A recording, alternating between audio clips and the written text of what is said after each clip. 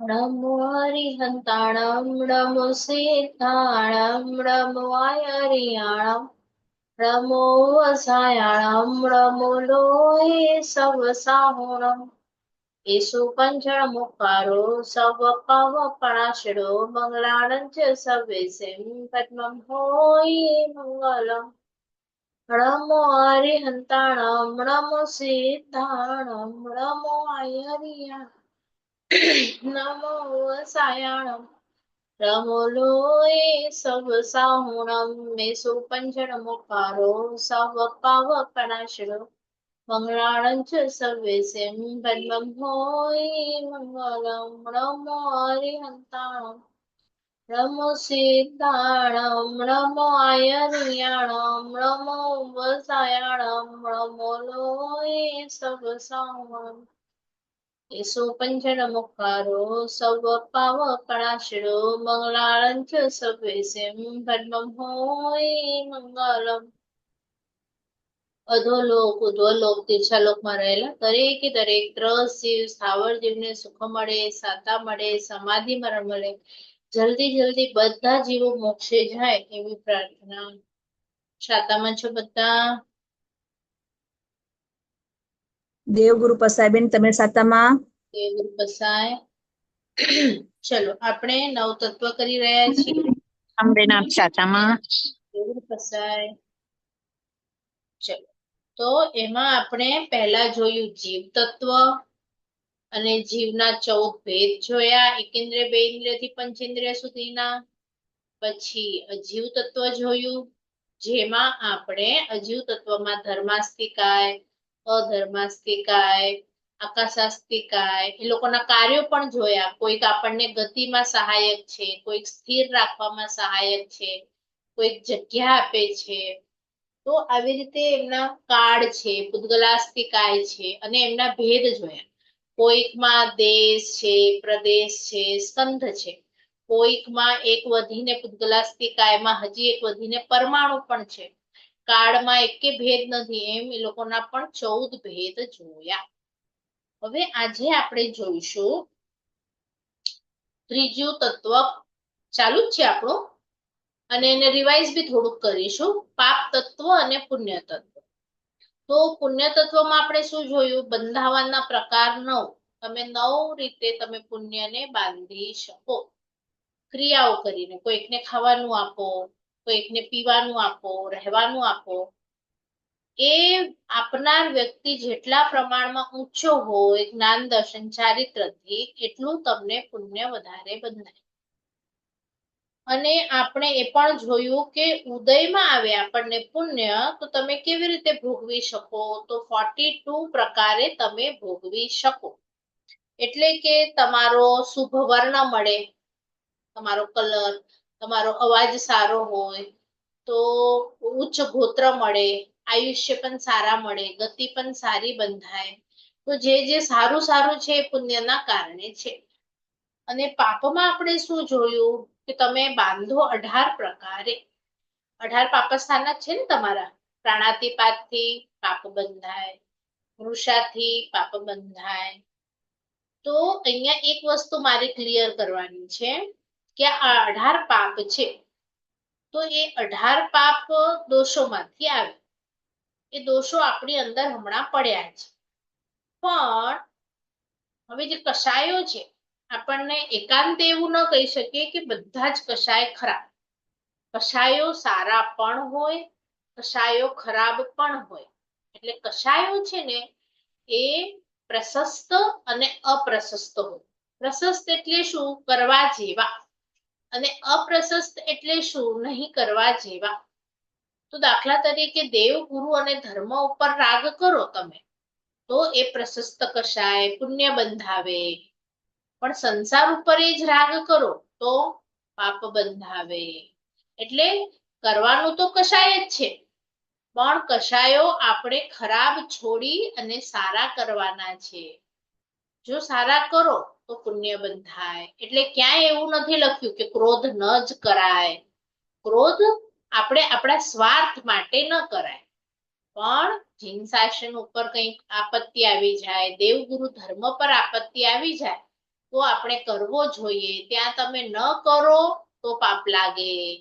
એટલે હિંસા ન જ કરાય એવું શાસ્ત્રમાં નહીં લખશે, કારણ કે તમે નાની નાની હિંસા પૂજા દરમિયાન કરો છો, તો એ કરવાથી આપણને પુણ્ય બંધાય છે. કારણ કે ભાવોની વૃદ્ધિ થાય. હવે જો આ વસ્તુને બરાબર સમજો, પુણ્ય ક્યારે બંધાય? જો તમારી અંદર શુભ ભાવ આવે તો પુણ્ય બંધાય, ને અશુભ ભાવ આવે તો પાપ બંધાય. હવે તમે 5 જણા માટે રસોઈ બનાવી, પણ એ 5 જણા માટે આજે તમને ગુસ્સો છે, એ તમારું માનતા નથી, તો એ વખતે રસોઈ બનાવો છતાં પણ શું બંધાય? પુણ્ય કે પાપ? એમને ખવડાવશો, પણ અંદર ભાવ કેવો છે? અશુભ ભાવ. બરાબર? તો એમ આપણે ચેક કરવાનું છે કે આખા દિવસ દરમિયાન આપણને કેટલી વાર શુભ ભાવ હોય છે ને કેટલી વાર અશુભ ભાવ હોય છે. તો શાસ્ત્રકાર ભગવાન તો કે છે કે જો આપણને અનુકૂળતા મળે, સમજો કે હું તમને અનુકૂળ થાઉં તો તમને શુભ ભાવ આવે, પણ હું જો પ્રતિકૂળ થઈ જાઉં તમને, તો તમને અશુભ ભાવ આવી જાય. એટલે તમારો શુભ ભાવ અને અશુભ ભાવ અનુકૂળતા અને પ્રતિકૂળતા ઉપર આધાર રાખે છે. તો અનુકૂળતા તમને કેમ મળે? એ વ્યક્તિના કારણે કે તમારા કર્મના કારણે? અને જો કોઈ વ્યક્તિ પ્રતિકૂળ બને તો એ કેમ બને? એ પ્રતિકૂળતા એને કેમ આપી તમને? તમારી સાથે અન્યાય એને કેમ કર્યો? કેમ તમારી વાત નહીં માની? એ વખતે આપણને આવી શું જાય છે? અશુભમાં. પણ એ વિચારવાનું કે એ વ્યક્તિ જે પણ કરી રહ્યો છે, જેવો વ્યવહાર કરી રહ્યો છે મારી સાથે, એ મારા કર્મના કારણે કરી રહ્યો છે. જો મારા સારા કર્મનો ઉદય હશે તો સારો વ્યવહાર કરશે, મારા અશુભ કર્મનો ઉદય હશે તો શું કરશે? ખરાબ વ્યવહાર કરશે. એટલે ઈ તો પોસ્ટમેન છે, પોસ્ટ આપીને ચાલ્યો જશે. હવે એમાં મારે શું કરવું? મારે મારું બગાડવું કે મારે મારું સુધારવું? એ તમે નક્કી કરો. કોઈકે આપણને તકલીફ આપી, જેવી રીતે કે સૈનિક મહારાજાને કોણિક એનો પુત્ર જે છે એ ફટકા મારે છે, એમ આપણને કોઈક મારે તો આપણે શું વિચાર થાય?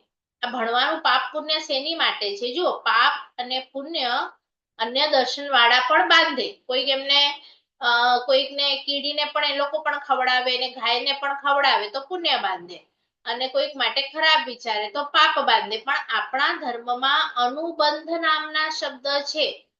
હવે એ અનુબંધ મારે તમને એટલા માટે શીખવાડવા છે કે અનુબંધ છે ને એ 24 કલાક 365 દિવસ બંધાય છે. હવે જો પુણ્ય અને પાપ કેવું છે? તમે જયારે પ્રવૃત્તિ કરો, શુભ પ્રવૃત્તિ કરો તો બંધાય, અને અશુભ કરો તો ન બંધાય. પણ દરેક વખતે તમે શુભ જ પ્રવૃત્તિ કરો અને અશુભ જ કરો એવું જરૂરી નથી. દાખલા તરીકે તમે સૂઈ ગયા, તમે કોમામાં ગયા, તો તમે સારી પ્રવૃત્તિ કરી કે ખરાબ પ્રવૃત્તિ કરી? એ વખતે તો કઈ નથી કર્યું, તો પછી બંધ. એ વખતે તમને પાપ પુણ્યનો ન પડે. પણ અનુબંધ વસ્તુ જે છે ને એ તો 24 કલાક 365 દિવસ દરેક સેકન્ડે ચાલુ જ હોય.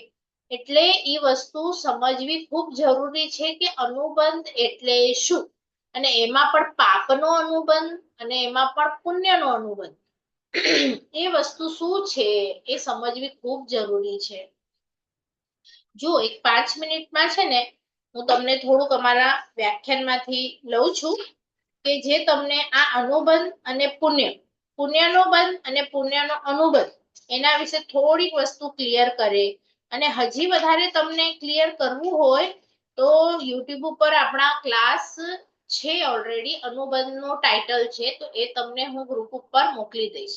હવે આ શા માટે સમજવું જરૂરી છે? કારણ કે જો ઘણી વખત આપણે અનંતા ભવો કર્યા, એમાં આપણે પુણ્ય પણ સમજ્યા, એમાં આપણે પાપ પણ સમજ્યા, પણ ન સમજ્યા તો શું ન સમજ્યા? અનુબંધને ન સમજ્યા. તો એ થોડુંક મારે તમને સમજાવવું છે. અને તમે આવી વસ્તુઓ તત્વની હોય, તમને લગભગ ક્યાંય વ્યાખ્યાનમાં પણ કહો કે, કારણ કે વ્યાખ્યાનમાં આવનારી સભા બધી કોમન હોય, ભણનારી જ હોય એવું જરૂરી નથી, એટલે બહુ ઓછી મળે. એટલે હું તમને આ ભણો છો એટલે એના રિલેટેડ છે, તમને કદાચ અઘરું પણ લાગી શકે, પણ ચિંતા નહીં કરતા, 2-3 વખત વિચારશો તો તમને ક્લિયર થશે. જો ભણવું હોય ને તો હું એમ જ ભણાવી જાઉં કે ચલો પાપાનું બંધી પુણ્ય છે, પુણ્યનું બંધી પુણ્ય છે, બે આ છે અને બે ઓલા છે, પણ તમે હું અનુબંધ પાપનો કેવી રીતે પાડું છું એમ સવાલ થવું જોઈએ. અને અનુબંધને મારે કેવી રીતે ચેન્જ કરવો હોય તો હું કેવી રીતે ચેન્જ કરી શકું, કારણ કે એના રિઝલ્ટ તમને ફળ બતાવીશ ને ક્યારે પાપનો અનુબંધ છે ક્યારે પુણ્યનો અનુબંધ છે, તો તમને વધારે ક્લિયર થાય. બરાબર. તો સૌથી પહેલા લખવું હોય તો 2 લાઈન લખી લો.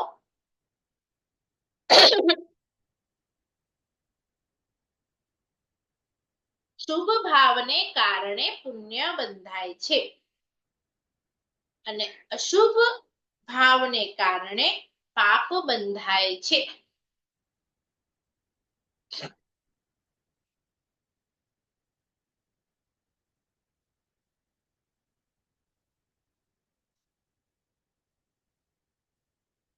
એટલે પાપ અને પુણ્ય તમને ખ્યાલ આવી ગયું.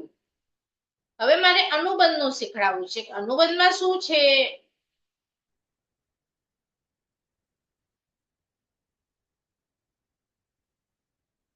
જ્યારે વૈરાગ્ય આવે અને વિવેક આવે ત્યારે પુણ્યનો અનુબંધ પડે. જ્યારે વૈરાગ્ય આવે અને વિવેક આવે ત્યારે પુણ્યનો અનુબંધ પડે. એટલે શું? હવે જો દાખલા તરીકે મને ખબર છે કે મારે હું આત્મા છું અને મારે આ ભવ બદલી કરીને બીજા ભવમાં જવાનું છે, જન્મ મરણનું દુઃખ આવશે, મને જોઈતું નથી અને મારે મોક્ષમાં જવું છે એવું મને લાગ્યું, અને તમારી બધાની અંદર પણ આત્મા છે. તો મારો વ્યવહાર તમારી સાથે કેવો હોય કે તમે પણ આત્મા છો, તમારી અંદર પણ 8 ગુણો છે, એટલે તમારી અંદર પણ દોષો છે, તમારી અંદર પણ ગુણો છે, તો હું તમારા ગુણોને જોઈશ, કારણ કે તમારા ગુણોની અનુમોદના કરીશ. અને જો કદાચ મને દોષો દેખાઈ જાય તો એ દોષો ની પ્રત્યે અરુચિ નહીં કરું, કારણ કે એ તમારો તમને તાવ આવે તો હું તમારી શું દ્વેષ કરું તમારા ઉપર? તમે ખરાબ નથી થયા, તમારા શરીરમાં બગાડો થયો છે. તો એમ કોઈકની અંદર દોષ હોય તો ગુણ પણ હોય તો તમારે દોષોને શાની માટે જોવાનું કે એ જોઈ અને એવો દોષ મારી અંદર તો નથી ને, અને પોતાના દોષનો દ્વેષ કરવાનો, બીજાના દોષને જોવાનું પણ કોઈને કહેવાનું નહીં અને એના પ્રત્યે નિંદા નહીં કરવાની, એના ગુણોને જોવાના, ગુણોના વખાણ કરવાના. જો આવી આપણી અંદર કેપેસિટી આવી જાય, લાયકાત આવી જાય, તો આપણો અનુબંધ પુણ્યનો પડવાનો થોડો થોડો શરૂ થાય. સમજણ આવી? વિવેક એટલે શું? આ વૈરાગ્યની વાત થઈ. વિવેક એટલે શું? કે શું કરવાનું અને શું નહીં કરવાનું. દાખલા તરીકે મારે રોજે એક રૂટીન કરવાનું છે, પણ કંઈક એવું થઈ ગયું તો હવે એ વખતે હું શું કરું અને શું ન કરું? તો તમે જેટલું જ્ઞાન ભણો એટલું તમારી અંદર વિવેક આવે કે નહીં. આજે મારા ઘરમાં કોઈકનું મૃત્યુ થયું છે એટલે આજે મારાથી પાર્ટી ન કરાય, અને કોઈ પાર્ટી કરે તો આપણને કેવું લાગે? આજે ન કરાય. તો એટલું વિવેક હોવો જોઈએ, એની સમજણ હોવી જોઈએ કે શ્રાવક થઈને કે શ્રાવિકા થઈને મારાથી શું કરાય અને શું ન કરાય, અથવા કરવા જેવું શું છે શું નથી કરવા જેવું, એ જેટલું જેટલું તમે વિચારતા જાઓ. હું નાની વહુ છું, હું મમ્મી છું, હું દાદી છું, હું ગૃહિણી છું, તો મારે શું કરવું જોઈએ એનો તમને વિવેક હોવો જોઈએ. જો એ વિવેક હોય અને વૈરાગ્ય પણ હોય તો તમારો અનુબંધ પુણ્યનો પડે. એટલે એક બે હું તમને એક્ઝામ્પલ આપું કે કેવી રીતે. તો અહીંયા કે છે કે જ્ઞાની ભગવંત હોય ને એ પુણ્ય બાંધે, અનુબંધ પણ એમનો પુણ્ય નો પડે, કારણ કે એમની અંદર વૈરાગ્ય પણ હોય અને વિવેક પણ હોય. એટલે પુણ્ય હોય, પુણ્યને બાંધવાની શાસ્ત્રમાં ના નથી. તો ના શેની છે? કે પુણ્યને ભોગવો નહીં. ભોગવો નહીં એટલે શું? તમારી પાસે હોય ઘણું બધું, પણ હવે જો પ્રભુએ જયારે ઘર છોડ્યું, દીક્ષા લીધી, ત્યારે પુણ્ય હતું કે નહીં હતું? કે હું મહેલમાં રહી શકું, આટલા દાસ દાસીને ભોગવી શકું, પણ એમણે પુણ્યને વાપર્યું, ભોગવ્યું. એટલે ભોગવવાની ના પાડે છે, પાછું કે છે કે સારી રીતે વાપરવું હોય તો વાપરો. હવે સારી રીતે વાપરવું હોય એટલે શું? તો દાખલા તરીકે તમારી પાસે કોઈક વસ્તુ છે, તો તમે તમારા જ માટે અથવા તમારા જ ઘરના સ્વાર્થ માટે વાપરો તો એને કહેવાય કે તમે એ વસ્તુનો ઉપયોગ અથવા તો શું કહેવાય સ્વાર્થ માટે એને વાપરી. પણ એ જ વસ્તુથી તમે ગુરુ ભગવંતને આપો, એ જ વસ્તુ તમે કોઈ સાધર્મિકને આપો, તો તમે શું કહેવાય કે તમે એનો સારો ઉપયોગ કર્યો, વાપરીએ. તમે ભોગવી નથી, તમે વાપરી. તો એમ કે છે પુણ્યને તમે વાપરો. તો કેવી રીતે વાપરો? તો જેમ કાંટો હોય તો કાંટો કાઢવા માટે કાંટો જ જોઈએ. તો પુણ્યમાં પણ તમને બે વસ્તુ આપશે, એક આપશે ભોગ સામગ્રી, એક આપશે ધર્મ સામગ્રી. તો આપણે પુણ્ય ઉદયમાં હોય ને ત્યારે શું પ્રાર્થના કરવાની? આ પુણ્યને મારે ક્યાં વાપરવું છે, ઉપયોગ ક્યાં કરવો છે? તો હું સરસ રીતે ધર્મ કરી શકું, સરસ રીતે કર્મ તોડી શકું, સરસ રીતે મોક્ષની નજીક જઈ શકું, એવી રીતે મને મારું પુણ્ય કામ આવે.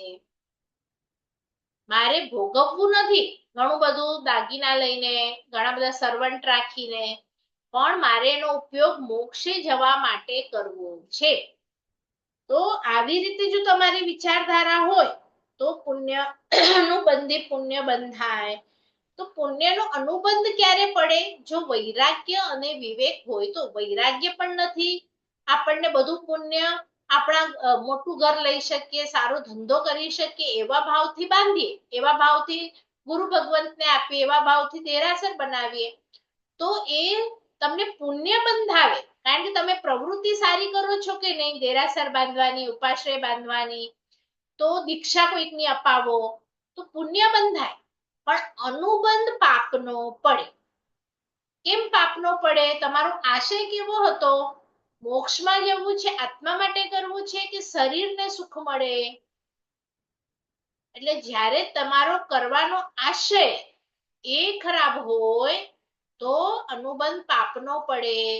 હું જ ચડાવો લઉં, આ બેન ચડાવો ન લે, તો આ બેન પ્રત્યે મને દ્વેષ છે અને દેવદ્રવ્ય પણ હું વધારતી નથી, તો પછી શું થઈ જાય? મને પાપનો અનુબંધ પડે. એટલે સારી સારી ક્રિયા કરતી વખતે આપણે પુણ્ય બાંધી શકીએ, પણ અનુબંધ પાપનો પડે. હવે અનુબંધ પાપનો પડે તો થાય શું? હવે ઉદયમાં આવ્યું, ચલો એ પુણ્ય ઉદયમાં આવ્યું, પણ ત્યારે કરાવે પાપ, ત્યારે તમને ક્રોધ કરાવે, ત્યારે તમને માન કરાવે, માયા કરાવે, લોભ કરાવે, રાગ અને દ્વેષ કરાવે. તો હવે એ જે કરાવે એનાથી હવે ફરીથી તમે બાંધો શું? પાપ. કારણ કે આ બધું તમે કરો તો પાપ જ બંધાય. એટલે એક વખતનું પુણ્ય, પણ એવું પુણ્ય કે જે પાપ કરાવે, તો તમને તો પાછળથી પણ ખાઈમાં જ નાખવાના છે. તો શું એવું પુણ્ય બાંધવું છે કે હમણાં તમને જલસા કરાવે પણ પાછળથી ખાઈમાં નાખે? એટલે જો પાપનું અનુબંધ હોય ને, એ બધી વસ્તુને મલિન કરી નાખે. એટલે તમે 10 લીટર દૂધ પાક બનાવો, પણ એક ટીપો જો એમાં ઝેરનું પડી જાય પછી તમે વાપરો, તો એવી રીતે આટલી સરસ ક્રિયાઓ થઈને જો અનુબંધ પાપનો પડે ને, તો આપણને વસ્તુઓ કામ ના આવે. એટલે કે સંસાર વધારો કરાવે, એટલે કે વધારે જન્મ કરાવે, મરણ કરાવે, દુઃખ અપાવે.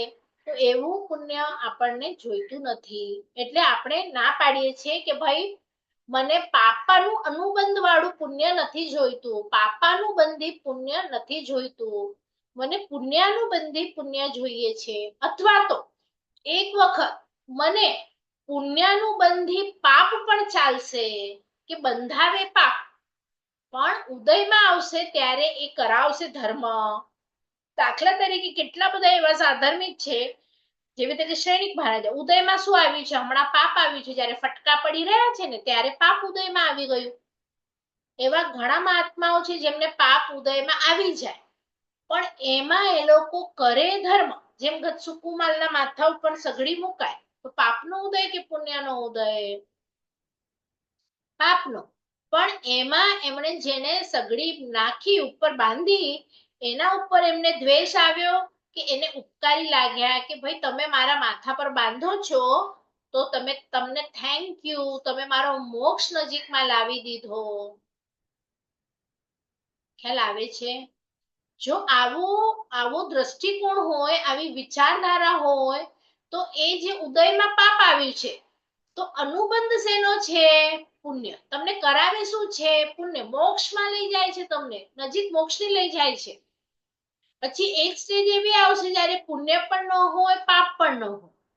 પણ હમણાં આપણે એવી સ્ટેજ પર છીએ, નીચે છીએ, એટલે આપણને પુણ્યનો અનુબંધ જોઈએ છે અને મોક્ષની નજીક જવા માટે જોઈએ છે, નહીં કે સંસારનો વૃદ્ધિ થાય એની માટે. થોડું ઘણું સમજો છો કે નહીં?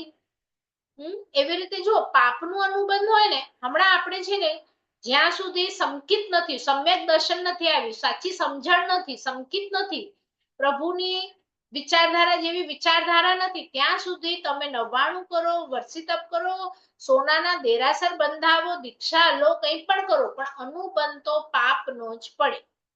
કારણ કે આપણે આજે મોટું પ્રતિક્રમણ કરીએ, પૌષધ કરીએ, ઉપદાન કરીએ, પણ એ પારી અને પછી સંસાર ભોગવવો હોય કે 4 દિવસ તો મહાબલેશ્વર જઈ આવીશું, અથવા તો આ લગ્નમાં જઈ આવીશું, અથવા તો આ કુટુંબ સારું છે, અથવા તો આ ભોગવવા જેવું છે, એ જે તૈયારી પડી છે અંદર, એના કારણે હમણાં આપણે ભોગવતા કઈ જ નથી. આ 1 મહિનાથી ઉપદાનમાં છું, પણ એ વખતે પણ એ પારીને ભોગવવાની તૈયારી છે કે નહીં આપણી? અથવા તો વર્લ્ડમાં જેટલી પણ રસોઈ બને છે, સમજો કે મારા પચખાણ નથી, એનો અર્થ શું થયો કે આજે કોઈ કંઈક મને નવું ચખાડે તો હું ચાખું કે મારા પચખાણ હોય? ચાખીએ. તો ચાખવાની તૈયારી એટલે શું? જીભથી એ વસ્તુ ભોગવવાની તૈયારી છે. કપડામાં પણ એવું જ છે, જે મારી પાસે નથી, પણ પુણ્યનું ઉદય થાય ને મળે તો હું લેવા તૈયાર છું કે નહીં? તો એ જે બધી તૈયારીઓ પડી છે, એના કારણે અનુબંધ પાપનો પડે. કારણ કે એ ભૌતિક વસ્તુ છે, અને ભૌતિક વસ્તુ આપણે જ્યારે પણ ભોગવીએ, દાખલા તરીકે હું ખાઉં, કંઈ પણ ખાઉં, તો વનસ્પતિના જીવને પીડા થાય કે ન થાય? એસી કરું, વાયુના જીવને પીડા થાય, અગ્નિકાયના જીવને પીડા થાય. એટલે તમે જ્યારે પણ સુખ ભોગવો ને, ભૌતિક સુખની વાત કરું છું, ત્યારે કોઈકને પીડા થાય ને થાય, પણ તમે આત્માનું સુખ ભોગવો ગુણોથી, કે મારી અંદર ક્ષમા પ્રગટી, મારી અંદર ઉદારતા પ્રગટી, મારી અંદર નમ્રતા પ્રગટી, તો તમને અને બીજાને દુઃખ થાય કે સુખનો અનુભવ થાય? તમે કોઈકના ઉપર નમ્રતા રાખી, ક્ષમા રાખી, એનાથી તમારો કાચનો ગ્લાસ ફૂટી ગયો, પણ તમે ક્ષમા રાખી, તો તમને પણ સુખ લાગે અને એને પણ સુખ લાગે કે ન લાગે? એટલે આત્મિક આનંદ છે ને બધાને સુખ આપે, પણ ભૌતિક સુખ છે ને એ દુઃખ આપ્યા વિના ભોગવાય નહીં. એમાં કોઈકને તો દુઃખ મળે ને મળે. એટલે તમે દુઃખ આપો એટલે સામે આપણું બંધાય શું? પુણ્ય કે પાપ? પાપ. બરાબર? એટલે જ્યારે પણ ભૌતિક સુખ ભોગવીએ ને, ત્યારે એક લાઈન માઇન્ડમાં રાખવાની કે આ મને મળ્યું છે પુણ્યથી, પણ આ ક્ષણે હું બાંધી પાપ રહ્યો છું. લાઈન સમજ પડી? ભોગવતી વખતે મજા આવે ને, જેટલી મજા આવે એટલું પાપ બંધાય છે. દાખલા તરીકે બાફેલા મગ ખાઈ લીધા, તો એટલું તમને ટેસ્ટમાં ન ગમે, પણ એને વઘારો, પછી એમાં ટમેટાની ગ્રેવી નાખો, એટલે બીજી ક્રિયા, ત્રીજી ક્રિયા, ચોથી ક્રિયા જેટલી કરો ને એટલું એ ટેસ્ટી બને. પણ એટલું ટેસ્ટી બન્યા પછી પુણ્ય બંધાય કે પાપ બંધાય? ઉદયમાં પુણ્ય છે, માટે તમે બધું કરી શકો છો, પણ બાંધો છો પાપ. આવું પાપ ઝાડ નથી બાંધતું, એકેન્દ્રિય નથી બાંધતા, બે ઇન્દ્રિય નથી બાંધતા, પંચેન્દ્રિય થઈને આપણે હાઈએસ્ટ પાપ બાંધીએ છીએ. પણ એ બાંધતી વખતે પાછા મારા ઘરમાં રહેલા સાધર્મિકો જો સારી રીતે જમશે અને એ પણ ધર્મ કરે, તો પછી આવો શુભ ભાવ હોય તો પુણ્ય બંધાય. એટલે પુણ્ય બાંધવું, અનુબંધ પુણ્યનું નાખવું, એ વિચારધારા ઉપર છે. એટલે વિચારધારાને શુદ્ધ કરો, સારી કરો, સમ્યક કરો, પ્રભુએ કહી છે એવી કરો. બરાબર? એટલે તમને શુભ ભાવ ક્યારે આવે? દેરાસરમાં જાઓ, કોઈક તમને હેલ્પ કરે, એવું નહીં. ખરાબ પણ સંજોગ હોય ત્યાં પણ આપણને શુભ ભાવ, જેવી રીતે સૈનિકને મેં કીધું ને, એનો પુત્ર મારતો હતો ને, તો તો એને શુભ ભાવ કે આ તો મારી કર્મ સત્તા મને મારે છે, આ તો પોસ્ટમેન છે, મને ક્યાં મારે જ છે, મારા કર્મનો ઉદય ન હોય તો આ મને હાથ લગાડી શકે ન લગાડી શકે, કે એટલો શુભ ભાવ. બધાને ગાડીમાં પીલે છે ત્યારે પણ એ લોકોને એટલો શુભ ભાવ. તો આ શુભ ભાવ અંદરથી આવે કેવી રીતે? જો આપણે સંસ્કાર નાખીએ તો. હમણાં પણ રોજમાં કંઈક ને કંઈક થાય ને તો આપણે નક્કી કરીએ કે ના, મારે એને કંઈ કેવું જ નથી, એ તો મારા કર્મના કારણે આવું કરે છે. તો એ રોજે સંસ્કાર પડે, અને સંસ્કાર જો ગાઢ બની જાય તો નેક્સ્ટ ભાવમાં આ સંસ્કારને તમે તમારી સાથે લઈ જઈ શકો. પણ ગાઢ ન હોય જે વસ્તુ, એ તો છૂટી જાય. જો જોરથી બે વસ્તુ અફડાય ને એક્સિડન્ટ થાય તો જે લૂઝ વસ્તુ હોય કેટલી દૂર સુધી જાય. પણ જો પાટો બાંધેલો હોય ને આપણી આમ બોડીને, તો આપણે દૂર ન ઉડીએ, આપણે અમુક જ ઝટકો લાગે. તો એમ તમે ઘણા બધા સારી વસ્તુઓને એકદમ ઘટ્ટ કરીને આત્મામાં રાખશો તો બીજા ભાવમાં આવશે, પણ ઘટ નહીં હોય, જરા તરા એક બે દિવસ એવું વિચાર્યું, ભાવ કર્યું, તો એ નેક્સ્ટ ભાવમાં તમારી સાથે નહીં આવે. એટલે ખૂબ વસ્તુઓ જે લઈ જવાની છે નેક્સ્ટ ભાવમાં, એના ઉપર વધારે કોન્સન્ટ્રેટ કરો. દાખલા તરીકે તમે રેન્ટના ઘરમાં છો, અમુક વસ્તુ એને આપી છે, એ પોતાની છે, એની રેન્ટ વાળાની ઘરની, જ્યાં તમે લીધી છે, એનો સોફો છે, તો તમે એટલી બધી કાળજી મૂકો, એ તમારે નવા ઘરમાં લઈ જવાનું છે એનો સોફો નહીં, પણ જે તમારા જ ચીજો લઈ જવાની છે એની કાળજી રાખો કે ન રાખો? તો એવી રીતે તમારે જે નેક્સ્ટ ફ્લોમાં લઈ જવાનું છે એની રાખશો કે જે અહીંયા મૂકી જવી છે એની રાખો છો? શું છે બોલો? નેક્સ્ટમાં આપણે ગુણો લઈ જશું, દોષો લઈ જશું, એના સંસ્કાર લઈ જશું. તો આ બધી વસ્તુઓ હમણાંથી આપણે એવી સરસ શેપ આપીએ કે આપણને કોઈ નેક્સ્ટ ભાવની ચિંતા જ ન હોય. પછી જેમ આપણે એક દિવસના હોઈએ ને બાળકને તમે મીઠું ખવડાવો તો આમ હસે કે નહીં, અને કડવું ચટાવો તો એના એક દિવસના બાળકને કોણે શીખવાડ્યું કે આગળના ભાવથી લઈને આવ્યો છે? તો એમ આ ભાવથી સારી વસ્તુઓ તમે લઈ જઈ શકો છો, તો તમને પછી ચિંતા ન હોય. પણ જો નહીં લઈ જશો તો પછી નેક્સ્ટ ભાવમાં શું કરશો? આ ગાથા નહીં આવે આપણી સાથે, પણ અંદર જો તમને ખબર પડશે ને કે એનો અર્થ શું છે, કે મારે પાપને લઈ જવું છે કે નહીં. હમણાં કોઈ બી મારી સાથે ખરાબ સિચ્યુએશન થાય એમાં અશુભ ભાવ કરવો નથી, મારા કર્મના કારણે છે, આટલું આપણે વિચારી શકીએ કે નહીં? કદાચ ખરાબ ભાવ આવી ગયો તો એની પાછી માફી માંગવાની કે નહીં, મને કેમ ખરાબ ભાવ આવી ગયો? એટલે પ્રભુની લાઈફમાં પાપ છે, જ્યારે લગ્ન કરે છે તો પાપ છે, પણ પાપનો રસ નથી. એટલે કે છે કે જ્યાં સુધી તમને પાપનો રસ છે તો અનુબંધ પાપનો જ પડે. એટલે આપણું કેવું છે કે સારી વસ્તુ કરીએ ને ક્રિયા, તો પણ એ વખતે રસ, રુચિ આપણને ક્યાં છે? સંસારમાં અને પાપ હોય કે નહીં? તો એ રુચિને મારે બદલી કરવી છે, મારે રુચિ પાપની નથી જોઈતી. અનુબંધ છે ને એના કારણે ખરાબ પડે. હવે છોકરાઓ જ્યારે એક્ઝામ આપે છે ત્યારે પ્રવૃત્તિ શું છે? ભણવાની છે, પણ રુચિ શું છે એમની? રમવાની હોય કે ન હોય? એક્ઝામ આપે એ વખતે રુચિ તૂટી જાય પાપની કે હોય? તો આપણે પણ જ્યારે ધર્મની ક્રિયા કરીએ છીએ કે સારી કરીએ છીએ તો પાપની રુચિ છે કે પાપની રુચિ બંધ થઈ ગઈ એ વખતે એ વિચારો, કે રુચિ તો પડી જ છે. 18 પાપની રુચિ છે કે નહીં આપણી અંદર? કે રાગ દ્વેષ બધું છોડી દીધું આપણે? એટલે અહીંયા કે છે કે એક નિરાનુબંધ હોય. નિરાનુબંધ એટલે શું?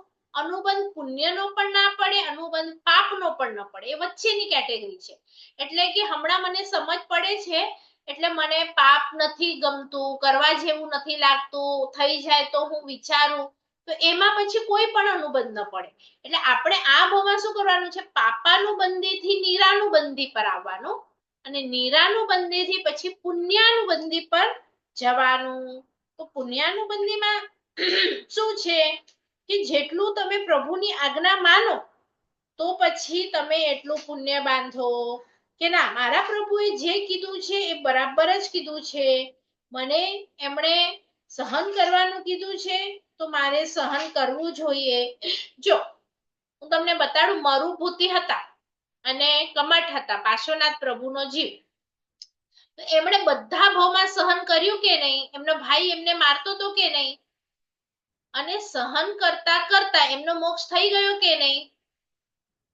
પણ આપણે હમણાં કોઈ પણ વસ્તુ સહન કરીએ છીએ, એક પોતપોતાને વિચાર પૂછો એક વખત. તમારા છોકરા સામે થાય કે તમારું કોઈ કંઈક લઈ જાય તો આપણે એમ સહન કરીએ કે એ નિમિત્ત માત્ર છે, મારા કર્મનો જ એવો ઉદય છે કે હું શા માટે સહન કરું? તમારી 3 વહુ હોય ને તમે એકને જ કયા કરો તો એ શું કે? ખાલી મને જ કેમ કહો છો? મારે જ બધું સહન કરવાનું? તો શાસ્ત્રકાર શું કે છે ભગવાન? તમે બાંધ્યો છે તો તમારે સહન કરવાનું, તમે ન બાંધ્યો તો તમારી સાથે આવું ન થાય. કે મારે સાસુ છે, 4 વખત ઘરમાં સાડી આવી, 4 વખત મને નહીં આવી, તો મને તો અન્યાય કર્યો, તો હું તો બધાને કહેતી ફરું કે નહીં કે મારી સાથે તો અન્યાય જ થાય. લઈ આવે દર વખતે 4 વખત લઈ આવે છે પણ મને આપતા નથી, મને કેટલું સહન કરવાનું આવે છે. તો શાસ્ત્રકાર ભગવાન તો ત્યારે શું કે છે કે તમે પેલા 4 વખત નથી આપ્યું એટલે તમને નથી મળતું. તમારું કોઈ નથી સાંભળતું તો તમે પેલા કોઈનું નથી સાંભળ્યું. તમને કાળો કલર મળ્યો તો તમે છે ને અગલા ભાવમાં કાળા કલરનો દ્વેષ કર્યો છે. એટલે સીધે સીધું જે પણ તમારી સાથે થાય છે એ તમારા જ કર્મના કારણે છે, તો એમાં દુખી થવું નહીં. અને શાંતિથી કર્મ ભોગવશું તો એ પૂરા થઈ જશે. પણ જો નવી હાય હોય કરીશું તો અગેન તમારો બંધ શેનો પડશે? પુણ્યનો અને પાપનો. અગેન બંધ ચાલુ, અગેન અનુબંધ ચાલુ, અને આ ચક્કર ચાલુ જ રહેશે. એટલે મારે શું કેવું છે કે હમણાં પુણ્ય તો તમે ઘણું બાંધો છો, દેરાસર કે આ પૂજા પ્રતિક્રમણ, પણ એ વખતે સંસાર જે ગમે છે ને એ સંસાર મારી સાથે આવવાનો નથી. અને માટે પ્રભુએ છોડ્યું, પ્રભુએ ધન છોડ્યું તો એ ખરાબ, પ્રભુએ સંસાર છોડ્યું તો એ ખરાબ. તો એવી રીતે આ વસ્તુઓથી મારો થોડો થોડો નાતો તોડતો જાઉં, અંદર વસતો જાઉં, ગુણો ગમતા જાય, તો આવું થોડુંક વિચારશો તો અનુબંધ પુણ્યનો શરૂ થઈ જશે. અને એ પુણ્યથી તમને સારો પંચેન્દ્રિયનો ભવ મળશે, સારા ગુરુ મળશે, સારા શાસ્ત્ર મળશે, અને એમાં પછી તમે પુણ્ય બાંધો. નહીં તો શું થાય? એ પુણ્યનો અનુબંધ પુણ્ય કરાવે પણ પછી તમે પાપ પણ બાંધો. પણ કે છે કે એવામાં તમે પાપ પણ બાંધો ને તોય વાંધો નથી. કારણ કે ઘણી વખત પુણ્યનો અનુબંધ હોય ને ત્યારે જીવો પાપ પણ બાંધે, પણ એમાં કે ડરવાની વસ્તુ જ નથી. પાપ બાંધો તો પાપ એક ક્ષણમાં, તમને તાવ આવ્યો ને એક દિવસમાં તાવ ગયો, પતી ગયું, પાપનો ઉદય થયો પૂરો. પણ પુણ્યનો અનુબંધ એટલો જરૂરી છે. તમે જેમ જેમ આગળ ભણતા જશો અધ્યાત્મ જગતમાં એમ તમને ખબર પડશે કે પાપ અને પુણ્ય કરતા તો અનુબંધ કેટલું ઊંચું છે. અને મારે આ બધા જેટલા જ્ઞાની પુરુષો છે ને એ લોકોને ઘર છોડવાની કેમ મજા આવી, પત્ની છોડવાની કેમ મજા આવી, દાગીનાઓ છોડવાની કેમ મજા આવી, ખાવાનું છોડવાની કેમ મજા આવી? કારણ કે એમને ખબર છે કે અમારો અનુબંધ તો પુણ્યનો છે. અને આ બધું છોડવા જેવું છે, અમે સામેથી છોડી દઈએ છીએ એટલે અમને કોણ દુખી કરી શકે? આપણે પકડીને બેઠા હોઈએ ને પછી જાય, આપણાથી છૂટે, આપણને કેટલી તકલીફ થાય, દુઃખ થાય. તો એ તો અમને થવાનું જ નથી. મૃત્યુ આવે તોય ન થાય, દેવલોક મળે તોય અમને ખુશ ને અમે નરક મળે તોય સુખ. એટલે દુઃખ આવે કે સુખ આવે અમને કોઈ દુખી કે સુખી ન કરી શકે. આપણને તો જરાક કંઈક દુઃખ આવે ને ખબર પડી આજે આપણું બધું ગયું તો આપણે કેટલા દુઃખી થઈ જઈએ. કોઈક આપણને લઈ ન ગયા, કોઈ આપણા માટે કંઈ લાવ્યા નહીં, દરેક વાતમાં દુઃખી દુઃખી દુઃખી. તો એ તો કર્મ એવું હતું, પણ એમાં દુઃખી થવું કે નહીં થવું એ મારા હાથમાં છે. દાખલા તરીકે આજે દુકાનમાં આપણે છીએ, આપણને બહુ ઘરાકી છે, ખાવા ન મળ્યું તો આમ તો પાપનો ઉદય છે, એટલી ઘરાકી, પણ એટલા પૈસા ભેગા થયા તો તમને દુઃખ લાગે? આજે ખાવા નથી મળ્યું, બહુ ઘરાકી હતી, તો આ કેમ તમે દુઃખી ન થયા? પણ એ તમે ઘરમાં હો ને ખાવા ન મળે તો એ દિવસે રસોઈ મોડી બને તો તમે દુઃખી થઈ જાઓ કે નહીં? તો બંનેમાં વસ્તુ તો એક જ છે કે ખાવાનું નહીં મળ્યું. તો સમજણ કેળવવાની છે કે સુખ અને દુઃખ એ આપણે મનથી વિચારી અને સુખને દુઃખ અને દુઃખને સુખ એમાં ફેરવી શકીએ. પણ શરીરમાં કઈ અસાધા થાય એમાં આપણું કઈ ન ચાલે. પણ જે મનનું છે ને એમાં આપણે મનથી વિચારથી બધું કન્વર્ટ કરી શકીએ. મને શરીરમાં તાવ આવે એમાં કઈ ના કરી શકું, પણ મનમાં જે તમારા માટે ગુસ્સો છે કે લાગણી છે કોઈ પણ તુચ્છતાની કે ઉચ્ચતાની, તો એને ચેન્જ કરી શકું કે ના કરી શકું? એટલે આપણે જે પણ ભણીએ છીએ ને એ મનથી સારું કરવાનું, પછી મનથી વચનમાં આવે વચનથી સારું, અને પછી કાયામાં આવે તો કાયાથી સારું. એટલે આપણે પહેલા મનની શુદ્ધિ કરીશું, પછી વચનની અને કાયાની પોતે થઈ જશે. કારણ કે મને ખબર છે કે તમારા બધામાં મારા જેવો આત્મા છે, તો હું કોને દુઃખ પહોંચાડું, કોના માટે ખરાબ વાક્ય બોલું, કોને હાથ ઉપાડું? કોઈના પર નહીં. પણ અહીંયા જો કચરો હશે ને તો તમે અહીંયાથી સારું કરશો ને તો બંધ સારો પડશે, પણ અનુબંધ તો ખરાબ જ પડશે. એટલે અનુબંધ આખો અહીંયાનો વિષય છે. એટલે અહીંયાના વિષય માટે આપણે આપણી સમજણ માન્યતા એ બધી સુધારવી પડશે. તમે કહો એટલા હું તમને એક્ઝામ્પલ આપું કે ભાઈ આ જીવે બંધ સારો નાખ્યો, અનુબંધ સારો નાખ્યો, આ જીવે અનુબંધ ખરાબ નાખ્યો. આપણે ધ્યાન વધારે રાખવાનું છે કે મારા અનુબંધ ખરાબ પડે નહીં. એ તમને કર્મગ્રંથમાં હજી આગળ આવશે વિશેષ, પણ જે પણ હું પુણ્ય લઈ જાઉં કે પાપ લઈ જાઉં એનું અનુબંધ મારું પુણ્ય વાળું હોવું જોઈએ. એટલે પુણ્યાનુબંધી હોવું જોઈએ, એટલું હમણાં માઇન્ડમાં રાખવાનું છે કે અનુબંધ તો મને પુણ્ય નો જ જોઈએ છે, અને એની માટે મને વૈરાગ્ય જોઈશે. એટલે જ આપણે જય વિરાયમાં સૌથી પહેલી માંગણી એ જ રાખી છે કે હે પ્રભુ મને ભવનો વૈરાગ્ય આપ. મને ભવનો વૈરાગ્ય જ નથી થતો, અને પણ જ્ઞાન ગર્ભિત વૈરાગ્ય. હમણાં મને કેન્સર થાય તો મને વૈરાગ્ય થાય કે ભાઈ આ સંસાર છોડવા જેવો છે, પણ એ દુઃખ ગર્ભિત વૈરાગ્ય છે.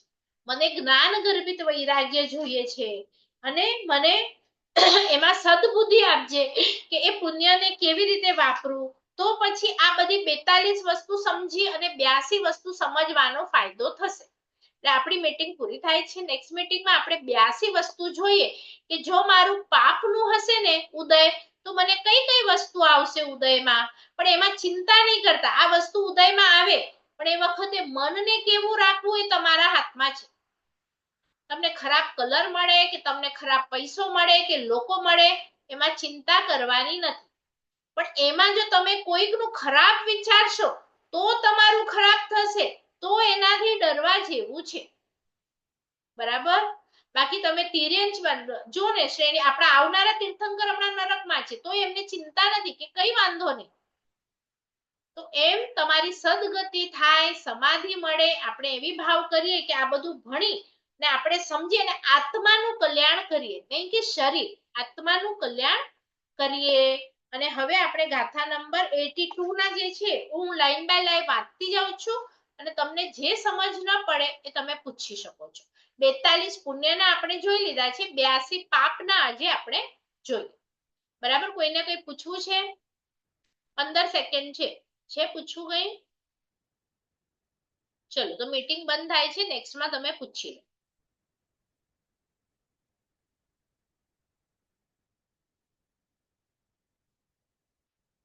પરમ દિવસે પાછા હશે ક્લાસ, એટલે આજે કમ્પ્લીટ નહીં થાય તો પરમ દિવસે થઈ જશે.